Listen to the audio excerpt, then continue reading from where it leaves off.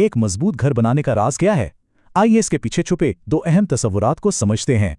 एक है इल्म यानी सिर्फ मालूमात, और दूसरा है दर्स यानी वो हिकमत जिस पर अमल किया जा सके।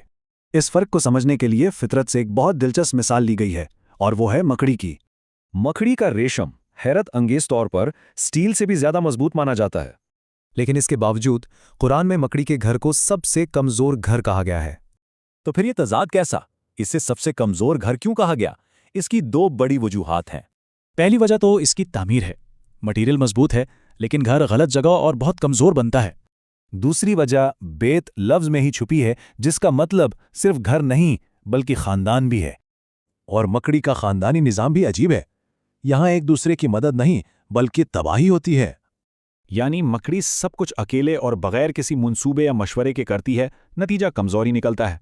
तो इससे सबक क्या मिलता है? यही कि हमेशा मशवरे और मजबूत बुनियादों के साथ तामीर करनी चाहिए। कमजोर घर की ये मिसाल सिर्फ इमारतों तक महदूद नहीं बल्कि पूरी तहजीबों पर भी लागू होती है। जैसे फिरौनों को देखें, उनके एहराम तो आज भी हैं, लेकिन उनका नज़रिया और असर ख़त्म हो चुका है। यही उसूल कुछ जदीद तस्वुरात पर भी लागू होता है जिनकी बुनियादें इलाही उसूलों पर नहीं हैं।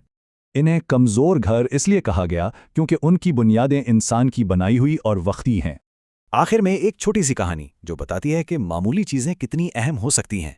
इससे पता चलता है कि कोई भी काम छोटा नहीं होता, हर छोटी चीज़ मिलकर बड़ी ताकत बनती है।